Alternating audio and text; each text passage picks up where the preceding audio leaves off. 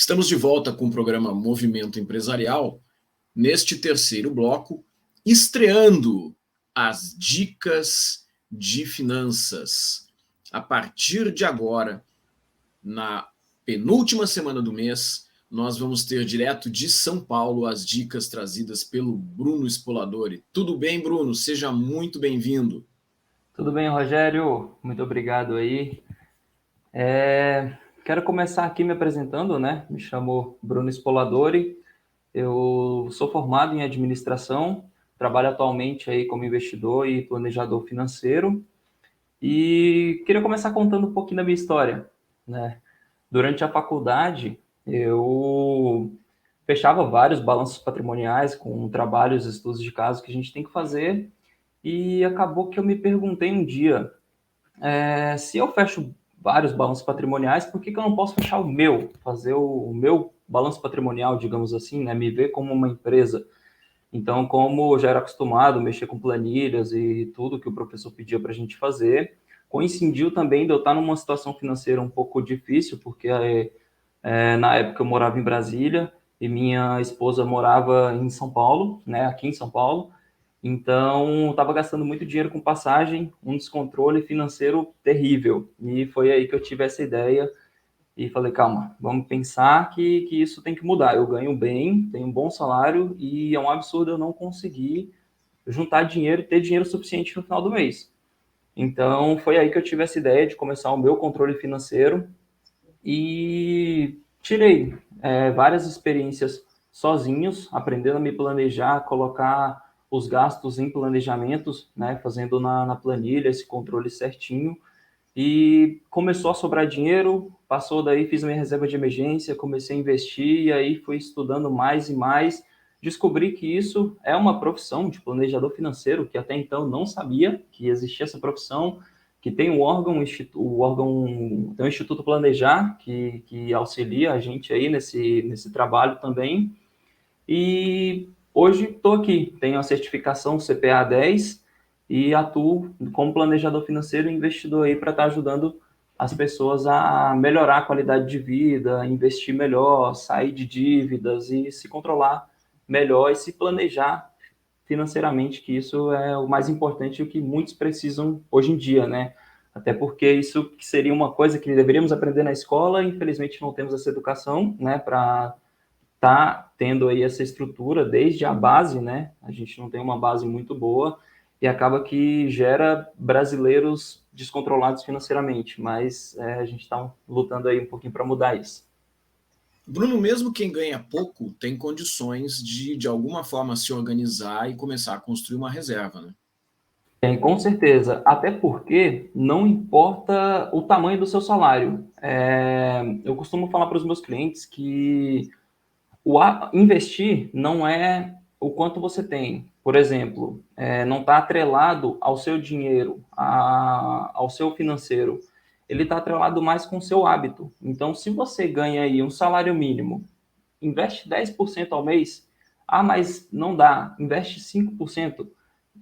Mas colocar em percentual fica complicado. Então, investe R$ 100, investe R$ 50, define uma meta e alcança aquela meta todo mês.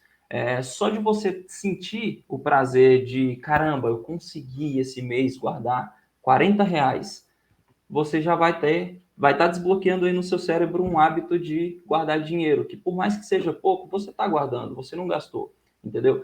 Então, você tem que mudar os seus hábitos e não o quanto que você ganha. Porque se você não tem um hábito de guardar dinheiro, se você estiver ganhando aí R$ 5.000, você vai gastar os R$ 5.000. Se você estiver ganhando R$ 10.000, você vai gastar os R$ 10.000. Então, se você tem esse costume de gastar todo o dinheiro que você ganha, obviamente você não vai se preocupar em guardar dinheiro, né? Então, querendo ou não, nossa prioridade vai ser querer consumir coisas mais caras, querer viver um pouquinho a mais de luxo, porque você tem aquela, né, de eu mereço, e realmente merece, porque você trabalhou para aquilo. Mas você tem que se preocupar em investir em você no futuro, guardar dinheiro, poupar. Então, isso aí é mais hábito do que está atrelado mais a hábito do que quanto você ganha realmente. Bruno, tu separou um conjunto de dicas para a gente fazer nessa primeira edição aí das dicas sobre finanças. E o que tu tens aí para ajudar os nossos telespectadores? Isso aí, eu trouxe aqui coisas que consomem o seu dinheiro que você não percebe, por incrível que pareça. A primeira coisa é quando você está no embalo de uma dieta nova, né? Quando você quer ficar fitness. Então, você acaba consumindo muitas frutas, digamos assim, né? Você tem que consumir frutas, verduras e por aí vai. E você vai no nutricionista, ele passa toda uma receitinha para você seguir. Chega na hora, você todo empolgado, compra um monte de verdura, compra um monte de frutas, mas só que acaba que isso se perde na geladeira. Por quê? Porque passa aquela empolgação e acaba que você fica tipo, será que eu quero mesmo continuar essa dieta? E acaba que vai perdendo, perde alface, couve que você comprou, frutas, e querendo ou não, isso é um desperdício de dinheiro, né? Porque você poderia estar consumindo ali aquelas frutas. E então o que eu sugiro, um planejamento aí das dietas também, para poder estar tirando um tempo para fazer, porque além de você gastar dinheiro com essas frutas que vão perder, que vão para o lixo, muitas pessoas, por falta de tempo hoje em dia, acaba que, tipo, não, hoje eu vou pedir um iFood. Hoje eu vou pedir comida. E acaba que você pede uma comidinha ali e, óbvio, vai sair muito mais caro, porque inclui aí o serviço da pessoa que está preparando, o serviço do estabelecimento, taxa de entrega, né? Então, acaba que consome um dinheirinho extra aí. Então, essa é a primeira coisa aí que consome o seu dinheiro que você não percebe. A segunda coisa é as luzes, né? A energia elétrica. Então, é o básico, né? Economizar aí energia elétrica. Desligar as luzes dos cômodos que você não está, né? Se atentar a isso e também economizar nos banhos, que você economiza água e energia quando o chuveiro é elétrico, né? Então, isso é uma coisa bem básica de se economizar e fácil, até porque também energia elétrica subiu bastante. Então, isso aí é uma coisa que a gente tem que acabar se policiando, porque a gente gasta sem perceber.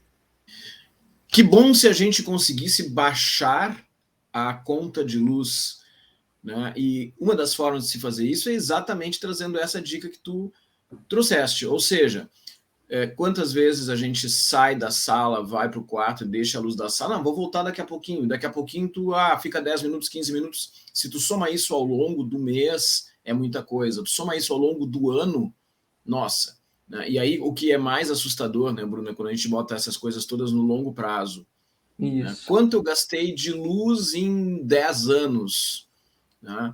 E aí, poxa, se eu tivesse economizado 10% da minha conta em cada mês, aquele montante enorme que eu gastei em 10 anos, eu poderia ter economizado. Então, isso são coisas bem bacanas. E qual é a terceira dica? Terceira dica, vamos lá. Pagar conta atrasada. Você tem o hábito de pagar conta atrasada? Talvez seja até porque você não quer. Tipo, às vezes você não percebe. Quando você vê, já passou o dia e acaba que tem duas opções. Você pode mudar essa data aí de vencimento para ficar um pouco próximo do seu salário e você tira um dia mesmo para pagar contas. Coloca se você recebe aí no dia 10, coloca as contas para vencer ele em torno do dia 15, do dia 20, que aí você consegue se planejar e tirar um dia específico para pagar contas, né? Porque se você tem contas que vencem no dia 10, se acontecer do seu salário se atrasar, as suas contas vão se atrasar também com juros. Eu tenho um exemplo aqui que eu trouxe de um cliente que ele paga um plano de R$ 49,90 por mês. E aí, eu fiquei pegando no pé dele, porque ele sempre paga atrasado. E aí ele falou, cara, mas é tão baixinho os juros. Eu falei, não, vamos fazer um comparativo aqui. O que eu fiz? Um dia ele pagou 57,22 de multa, né, de juros. Então, teve uma diferencinha alta. Aí ele falou, não, mas é tranquilo, pô, R$ 50 foi 7,22 de juros aí praticamente, tranquilo. Eu falei, pois é, mas vamos colocar isso aqui em percentual. Você está pagando 14,66% de juros. Aí ele já deu uma assustada, né? Isso no mês. Se você pegar esse dinheiro para colocar um investimento, que é o que a gente quer fazer aqui no seu planejamento futuro, Em um fundo de renda fixa aí rendendo de 6 a 7% por ano, né, tendo rendimento aí de 6 a 7% ao ano, um fundo de renda fixa, que é um fundo seguro e um fundo que a gente aconselha a colocar aí para a pessoa fazer reserva de emergência, até porque ele está atrelado à Selic, que hoje está 6,25%, esse fundo vai render aí a 7% ao ano, 0,58% ao mês. Então, você pagou um juros de 14%, e se você tivesse investido esse dinheiro em um lugar seguro, você teria 0,58% ao mês, você teria nenhum por cento de lucro. Aí ele ficou espantado. E aí uma coisa que eu falei que ele espantou um pouquinho mais ainda, né? Que é um hábito que nós brasileiros temos e gostamos muito, que é o hábito de usar o cartão de crédito.